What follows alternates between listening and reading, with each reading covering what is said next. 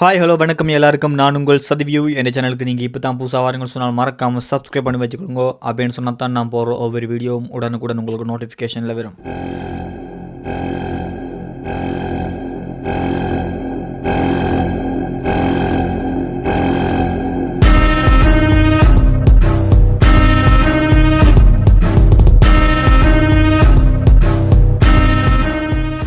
MP மேரன்னு சொன்னால் MP என்று சொன்னால் எப்படி இருக்கணும்னு சொல்கிறதுக்கு உதாரணமான ஒரு மனுஷன் ஒரு ஆள் இருக்கிறார். ராமநாதன் அர்ஜுனா அவரன்னு நினைக்காங்க. ராமநாதன் அர்ஜுனா இருக்கிறല്ലോ, அவர் அந்த எம்பிகிட்ட போய் குடித்தாலும் அவரால் அந்த அளவுக்கு விரையில்லாது.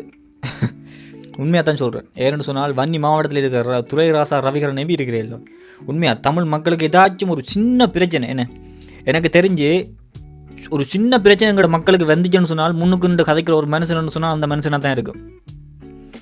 யாரையாச்சும் ஒரு ஆளே இல்லைன்னு சொல்லி சொல்லுங்க. அப்போ வவுனியா மக்கள்கிட்ட காணிகள் அபகரிப்பு என்ன அதில் சிங்கள மக்களை கொண்டு நிறுத்துறாங்க. அந்த விஷயத்தை காய்ச்சிருக்கு. அது மட்டும் இல்லை, அவர் காய்ச்ச விஷயம் ஏகப்பட்ட விஷயம் கிடக்கு. அவர் காய்ச்ச விஷயம் கூர்ந்தூர் மலை பிரச்சனையாக இருக்கட்டும், இந்த காணி அபகரிப்பு விஷயம் பிரச்சனையாக இருக்கட்டும், ஏகப்பட்ட விஷயத்தை காய்ச்சிக்கார் துரைராசா ரவிகரன் எம்பி அவர்கள். ஆனால் அர்ஜுனா எம்பி போயிட்டு பாராளுமன்றத்தில் போய் வாழ்ன்னு நாய்மாய் காத்துறதுக்கு தான் லாயக். இந்த வீடியோ பாருங்க. அந்த மனுஷன் உண்மையிலே எங்களோட மக்களுக்கு எவ்வளோ நல்லது செய்யணும். இந்த மாதிரியான மனுஷனை தூக்கி எம்பி மேலே போடுங்க. உங்களுக்கு நல்லமங்கிற நாட்டுக்கு நல்ல. இந்த வீடியோ பார்த்துடுவாங்க. வவுனியா வழக்கு இல்லாமல் போகுது. இது நாங்க விட மாட்டோம். நிமார் ஸ்ரீ பாலடி செல்வா இந்த தங்கச்சிக்கு 25 ஏக்கர் காணி மகாபலிகா கொடுத்துருக்கு. நிமார் ஸ்ரீ பாலடி செல்வா நான் ஆதாரம் இல்லாம கேட்க மாட்டேன். அப்ப அது என்ன ஆச்ச காணி ஏற்கனவே தமிழ் மக்கள் காணி. அப்ப தமிழ் மக்கள் எங்க போறது? எங்களை என்ன கடல்ல வந்து கள்ள போயிடும். தருவது நாங்க விட மாட்டோம். அப்படியா நாங்கள் பாதகிழமை 1000 பேருக்கு மேல திரட்டி வவுனியா வழக்கு மூட வைக்கிறோம். பிறகு என்ன பிடிக்கணுமே, பிறகு என்ன பிடிக்கும்? 1000 பேருக்கு மேல வவுனியா வழக்கு தான் இந்த பிரச்சனை. அப்ப செய்கிறோம் இதே வரலாம். எங்களை சுட்டாலும் பரவாயில்லை, எங்களை நீங்கள் எப்படித்தான் செய்தாலும் பரவாயில்லை, ஏறக்கூடிய அளவு நாங்கள் எங்களுடைய எதிர்ப்பு நடவடிக்கை காட்டித்தான் தீர்வோம். என்ன விடையாடுங்களா? அப்ப இந்த கவனங்களை உங்களுக்கு கொண்டாடும் கொள்வோம்.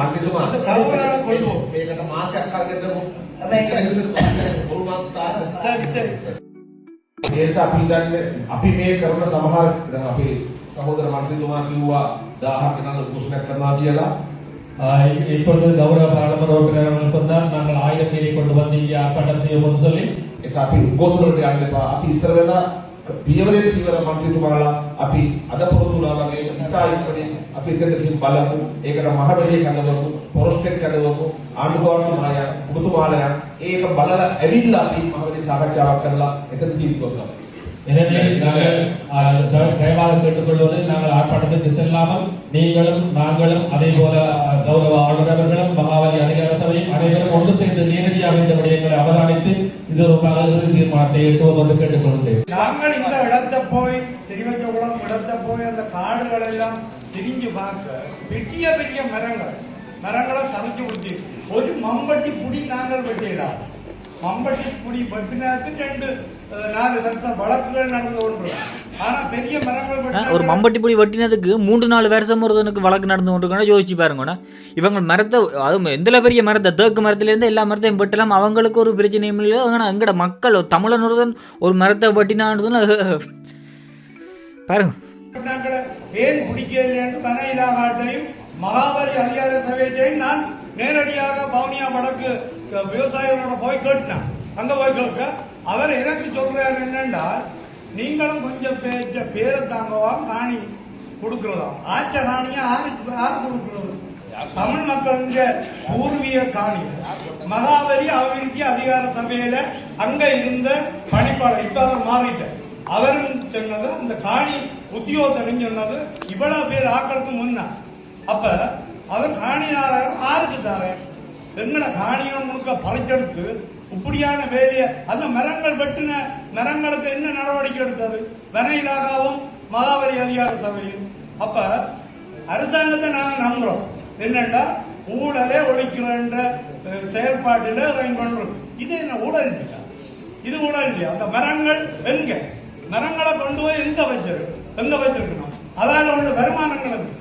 அப்ப பெரிய ஒரு அழிவு. இதுதான் நான் சொன்னேன், வவுனியா வழக்கு இல்லாமல் போகுது. இப்ப நான் எச்சரிக்கையா கூறுறேன், வவுனியா வடக்கு அப்படியே அபகரித்து அப்படியே கபடீரம் செய்து அந்த அந்த படத்தில் சிட்டிசன் படத்துல வர மாதிரி கொண்டு அப்படியே அத்திப்பட்டி மாதிரி காணாமல் போற ஒரு நிலைமையை உருவாக்குறோம். இது நாங்க விட மாட்டோம். தயவு செய்து எங்களோட உபாரி சமரசிங்க மினிஸ்டர் அவர்களும் இதுல ஆளுநர் அவர்களும் இதுல கூடுன கவனம் எடுத்தோடும். இது இல்லாவிட்டால் ஒரு மாதத்துக்குள்ள நான் சொல்றேன் அல்லது 2 மாதம் பாரிய ஒரு போராட்டம் ஆயிரக்கணக்கான மக்களை கூடி நாங்கள் வவுனியா வடக்குல நடத்த வேண்டி வரும். இப்பயே சொல்றேன், டிஎஸ் ஆபீஸுக்கு முன்னாள் சும்மா 100 பேர் 50 பேர் இதையும் சொல்றேன். எங்களால ஜனநாயக ரீதியாக இதைத்தான் செய்ய முடியும். இதுக்கு மேல மற்றாக்கள் பார்க்கிறார்கள் பாருங்க. කිවුල්ල ව්‍යාපාරය යට වෙනවා. ඒ නිසා ඒ ඉඩම් එකකක් දෙන්න කියලා කිව්වා. இந்த சுத்தப்படுத்தப்பட்ட பிரதேசம் கிவுலோயா வேலை திட்டத்தின் கீழ் நீரிலே மூழ்க போகின்ற ஒரு பிரதேசம். ඒ නිසා දැන් ඒක ඇතුලේ ඇත්ත ගස් කපනවා. ඒ ගස් කපනවා නම් ඒ ගස් බාර ගන්න ඕන දවසස්ථාවෙන් ඒක පාලනය කරන දවසස්ථාවෙන් පාලනය කරන්න ඕන. எனவே அந்த இடத்திலே மரம் வெட்டப்படுகிறது. அந்த வெட்டப்படுகிற அந்த மரங்கள் தொடர்பான அனைத்து நடவடிக்கைகளும் ஸ்டேட் இன்கம் கார்ப்பரேஷனால் நடைமுறைப்படுத்தப்பட வேண்டும். හැබැයි කිලෝමීටර් 10ක් 15ක් දුර හින්දා ඒගොල්ලන්ට ලාංගලකට කරලා දුවනවා අල්ලගන්න අමාරුයි. එහෙම ජවන්ත ප්‍රශ්නයක් විතර තියෙනවා. அது உண்மையிலே காட்டுக்குள்ளே இருக்கிற ஒரு பகுதி என்றபடியால் அது இடங்களை பிடிப்பதற்கு கடினமாக இருக்கின்றது. அவர்கள் ஒழித்து செல்வதற்கான சந்தர்ப்பங்கள் அதிகம். ඒ නිසා මම යෝජනාවක් කියනවා මේකට විශේෂයෙන් ගත්තොත් දැන් මෙතන මතු වුණා වවුනියාවේ වැව් සහ වඩරස්තර දෙපාර්තමේන්තුව සම්බන්ධ ප්‍රශ්නයක් දැන් මෙතන මතු වුණා.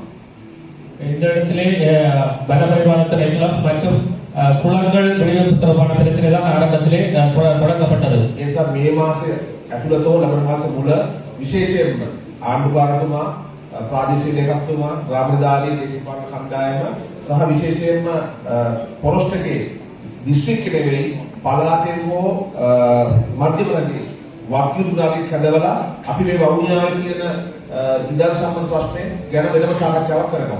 இந்த இடத்தின் இறுதியில் அல்லது அடுத்த இடத்தின் ஆரம்பத்தில் முதலாவது மாதத்தின் ஆரம்பத்தில் நாங்கள் இது தொடர்பாக மாவட்ட மட்ட பரிமாண உத்தியோகத்தர்கள் அல்ல மாகாண மட்டம் அல்லது மத்திய அரசில் இருந்து மத்தியத்தில் கொழும்பிலிருந்து உத்தியோகத்தில் எடுத்து அதை கௌரவ ஆளுநர் அல்லது அதே போல மாவட்ட மட்ட மாகாண மட்ட உத்தியோகத்தில் பங்குகளுடன் இது தொடர்பான தீர்மானங்களை எடுப்போம்.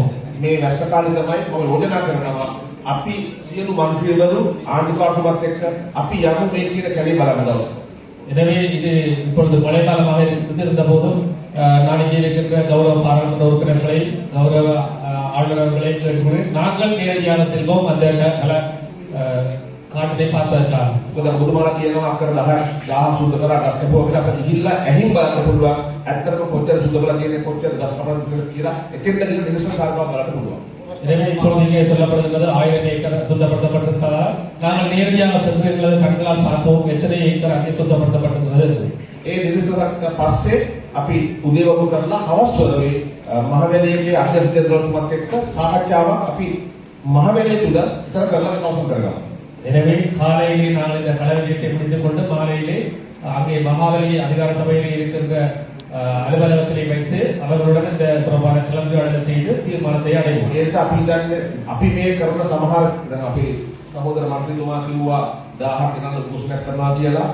ඔබතුමාලා හිතාගන්න ඒගොල්ලෝ දකුණ බලාගෙන ඉන්න සමහර කණ්ඩායම් අපි මෙහෙන් ඔය වගේ දෙයක් කරන්න තමයි. இப்பொழுது கௌரவ பாராளுமன்ற உறுப்பினர் சொன்னார் நாங்கள் 1000 பேரை கொண்டு வந்து இங்கே ஆர்ப்பாட்டம் செய்வோம் சொல்லி. ஆனால் அவருக்கு நீங்கள் ஒன்றை யோசித்துக் கொள்ளுங்கள்.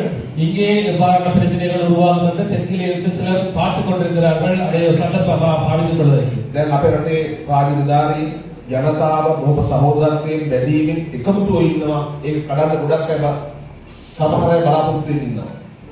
உங்களுக்கு தெரியும் எங்களது நாட்டிலே அரசு உத்தியோகத்தர்கள் பொதுமக்கள் அனைவரும் மிகவும் ஒற்றுமையாக சகோதரத்துடன் வேலை செய்து கொண்டிருக்கிறார்கள். ஆனால் அவற்றை உடைப்பதற்கு ஒரு சிலர் பார்த்துக் கொண்டிருக்கிறார்கள் சந்தர்ப்பத்தை. ඒස අපි උගෝසවලට යන්න එපා. අපි ඉස්සර වෙලා පියවරෙන් පියවර මන්ත්‍රීතුමාලා අපි අද පුරුදුනා වගේ හිතායිකනේ අපි එතනකින් බලමු. ඒකට මහවැලිය කැඳවමු, පොරොස්ටෙක් කැඳවමු, ආණ්ඩුකාරතුමාය, ඔබතුමාලයා ඒක බලලා ඇවිල්ලා අපි මහවැලිය සාකච්ඡාවක් කරලා එතන තීන්දුවක් ගමු. எனவே நாங்கள் தயவாக கேட்டுக்கொள்வது நாங்கள் ஆர்ப்பாட்டத்துக்கு செல்லாமல் நீங்களும் நாங்களும் அதே போல கௌரவ ஆளுநர் அவர்களும் மகாவலி அதிகார சபையும் அனைவரும் ஒன்று சேர்ந்து நேரடியாக இந்த விடயங்களை அவதானித்து இது ஒரு இறுதி தீர்மானத்தை எட்டுவோம் என்று கேட்டுக்கொள்கிறேன். இது தொடர்பாக நாங்கள் 5 மாவட்டங்களிலும் இந்த பிணைக்கிற மற்ற ஃபாரஸ்ட் டிபார்ட்மெண்ட் எடுத்த காணிகளின் விவரம் எடுத்து நாங்கள் அறிஞர் ஜனாதிபதிக்கு அனுப்பினார்கள். அதன் பிறகு பார்லிமெண்டிலே ஒரு விசேஷமான கூட்டம் வந்து பிரதி அமைச்சர் கலந்து கொண்டார்கள். அந்த கூட்டத்தில் பிறகு ஒரு எங்களுக்கு அறிவிக்கப்பட்டது என்னென்றால் மாவட்ட மட்டத்தில் ஒரு குழுக்கள் அமைக்கப்பட்டு அந்த குழுக்கள் ஊடாக அந்த மக்களுடைய காணிகள் எது கையகப்படுத்தப்பட்டதோ அந்த காணிகள் இடங்காணப்பட்டு அந்த காணிகள் விடுவிக்கப்படும் என்று சொல்லி அறிவிக்கப்பட்டது. அவை அந்த குழுக்களுக்கு விதமாக அமைத்தால் அது கிபிலோயான்றது 6000 ஏக்கர் நிலப்பரப்பை உள்ளடக்கினதாக 3000 பேருக்கு கொடுக்கிறதாக வருது. அதுல தமிழ்நாட்டில் ஏதாவது பேர் இருக்கா? நான் சொல்றேன் என்னன்னா, இதுவரைக்கும் சிங்கள மக்களுக்கு அந்த வெளியோயான்னு சொல்லி மணலாறுன்ற இடம் வந்து இப்ப வெளியோயா. நிமால் ஸ்ரீபால டி சில்வா இந்த தங்கச்சிக்கு 25 ஏக்கர் காணி இந்த திட்டத்தில் மகாவலிக்கா கொடுத்துருக்கு. நிமால் ஸ்ரீபால டி சில்வா. நான் ஆதாரம் இல்லாமல் கலைக்க மாட்டேன். அப்ப அது என்ன ஆச்ச காணி? ஏற்கனவே தமிழ் மக்கள் காணி. அப்ப தமிழ் மக்கள் எங்க போறது? எங்களை என்ன கடல்ல வந்து தள்ள போயிடும்? தள்ளுறது நாங்கள் விட மாட்டோம். அப்படியா நாங்கள் இல்லை. சரியா? நான் போய் திரட்டி போட்டுதான் போட்டினாங்க. மரம்பட்டு நாங்கள் திரட்டி போட்டுதான் போட்டினாங்க. இதை நீங்கள் நிறுத்த வேண்டும். நிமால் ஸ்ரீபாலடி உட்பட 25 பேருக்கு அப்படியே முல்லைத்தீவோட சேர்ந்த அந்த பகுதி காணியில மகாபலிக்கான 30 பேருக்கு 25 ஏக்கர். அங்க போய் பாருங்க தோட்டங்கள். அந்த பக்கத்தில் இருக்கிற சனம் தங்களுடைய வாழ்வாதாரத்துக்கு இடம் இல்லாம இருக்கு. இப்ப நீங்கள் கூப்பிடுற மாதிரி நாங்கள் பாவம் ஆளுநர் சொன்னது சரி. நாங்கள் பாவம் நீங்கள் இருக்க இப்படியான ஒரு களவு வேலைகளை நிறுத்த பயன்படுதான் எங்களுடைய கோரிக்கை. ஆனால் ஆர்ப்பாட்டம் செய்கிறோன்னு நான் சொன்னேன் என்றால் ஜனநாயக ரீதியா எங்களால் அதைத்தான் செய்ய முடியும். நடுவணைப்பீங்கள் என்னென்றா ஒரு 100 பேர் பாவது 50 பேர் பாவது. என்ன பொறுத்தவரைக்கும் பாத கிழமை நான் 1000 பேருக்கு மேல திரட்டி பாவனியா வடக்கு மூட வைக்கிறோம். பிறகு என்ன பிடிக்கணுமே, பிறகு என்ன பிடிக்கும்? 1000 பேருக்கு மேல பவனியா வடக்கு தான் இந்த பிரச்சனை. அப்ப செய்யறோம் இந்தியோடு அந்த பசலைய கொடுத்த அந்த பேரை திதி வச்ச பேர் மங்காம கிடக்க அப்படி அதுக்கு அந்த பேரை சூட்டி அப்படியே வந்து குறிப்பிட்ட ஆட்கள் கொஞ்சம் பேருக்கு பசலைய கொடுத்து நான் போற கூட்டத்தில் டிஎஸ் சொன்னான். டிஎஸ் தெரியாமல் அவர் சைன் வச்சிருக்கலாம் என்று சொன்னவர் அங்க ஜிஎஸ் ஒன்று சைன் வச்சு கொடுத்து இந்த இதுல இருக்கிற டிஎஸ் சைன் வச்சு கொடுத்துருக்கான். நான் அதை சொல்லிக்காட்டேன். அவர் சொன்னப்ப தனக்கு தெரியாமல் வச்சிருக்கலாம், அதை ஏற்றுக்கொள்றோம். ஆனா பிழையண்டால் பிளவிடாத கண்டபாட்டில் நாங்கள் இனவாதம் கதைக்கவே இல்லை. தமிழ் சிங்கள முஸ்லீம் மக்கள் சேர்ந்த நாடுதான் இந்த நாடு. ஆனா தமிழ் மக்களுடைய காணிகளை நீங்கள் இப்படி பதைச்சு கொண்டு போய் கொண்டு இப்படி குடியேற்றுவீர்களாயிருந்தா அதுக்கு நீங்கள் நடவடிக்கை எடுப்பீர்கள் என்று நாங்கள் நம்புறோம். அப்படி இல்லாட்டிக்கு எங்களை சுட்டாலும் பரவாயில்லை, எங்களை நீங்கள் எப்படித்தான் செய்தாலும் பரவாயில்ல, ஏறக்கூடிய அளவு நாங்கள் எங்களுடைய எதிர்ப்பு நடவடிக்கை காட்டித்தான் தீர்வோம். இன்னொரு தகவல் நான் இப்ப பேர் சொல்ல சாருக்கு சொல்றேன். ஒரு கிபிலோயா திட்டத்தில் ஒரு 300 தமிழருக்கு காணி கொடுப்போமோ வந்து காய்ச்சிருக்கணும். அது நான் இப்ப ப்ரூவ் பண்ண முடியாது. எனக்கு தகவல் என்ன எங்கட காணி 6000 ஏக்கர் தமிழ் மக்களுடைய பூர்வீக காணி 300 பேருக்கு தமிழருக்கு காணி கொடுக்கும். விளையாடுங்க. அப்ப இந்த கவனங்களை உங்களுக்கு கொண்டாடும்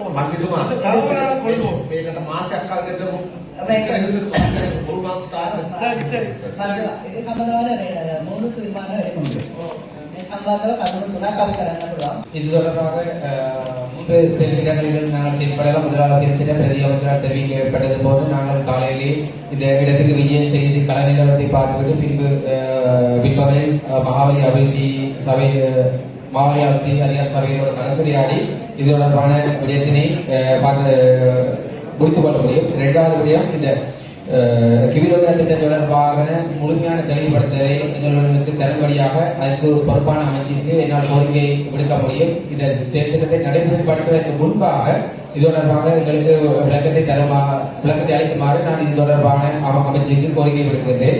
மூன்றாவதாக இந்த குளங்கள் விடுவித்தல் தொடர்பாக இதனால் அடையாளப்படுத்தப்பட்டு விடுவிக்கப்படக்கூடிய குளங்கள் தொடர்பாக கௌரவ ஆளுநரின் தலைமையில் நாங்கள் கோரிக்கையை விடுத்து அதனோடு ஒட்டியதாக அடுத்த செயற்பாடுகளுக்கு முன்னெடுத்து செல்ல முடியும். இந்த விஷயம் வந்து நிறைய பேருக்கு தெரியாமல் இருக்கும். இந்த விஷயம் வந்து நிறைய பேருக்கு தெரியாது. இப்படியான விஷயங்கள் நடந்து கொண்டிருக்கு நாட்டில். எல்லாரும் யோசிச்சு கொண்டிருப்பீங்களா, நல்ல அரசாங்கம் நடந்து கொண்டிருக்கு, நல்ல ஆட்சி நடந்து கொண்டிருக்குன்னு சொல்லி. உண்மையிலேயே இப்போவும் எங்களை தமிழ் மக்கள் ஒடுக்கப்பட்டு கொண்டு தான் இருக்கிறாங்க. இந்த தையட்டி விகாரை அந்த விஷயத்தில் பாருங்க, அதுவும் ஒரு ஒடுக்கல். இப்போ பாருங்க, வவுனியாவில் எங்களை காணியில் அபகரித்து போட்டு எங்களுக்கே காணி தாராக்களோட உண்மையாக சிரிப்பாக கிடைக்குதெல்லாம் பார்க்கலன்னு ஒரு கேவலங்கிட்ட வேலையை செஞ்சு கொண்டிருக்கிறாங்க. இப்போவும் எங்களோட நாட்டில் எங்களோட தமிழ் மக்களை ஒட்டிக்கி கொண்டே இருக்கிறாங்களேன்னு. இந்த வீடியோவை ஷேர் பண்ணுங்க. ஏன்னு சொன்னால் நீங்கள் ஷேர் பண்ணிங்கன்னு சொன்னால் தான் உங்களுக்கு கண்டு இருக்கிற உங்களோட ஃப்ரெண்ட்ஸும் இந்த வீடியோவை பார்ப்பாங்களா, அப்படியாச்சும் அவங்க யோசிப்பாங்களோ எங்களோட நாட்டில் இப்போ இந்த விஷயம் நடந்து கொண்டு கேட்டான்னு சொல்லி. ஓகே, இதோட நிப்பாடி கொள்றேன். மீண்டும் நாளை சந்திப்போம். பாய்.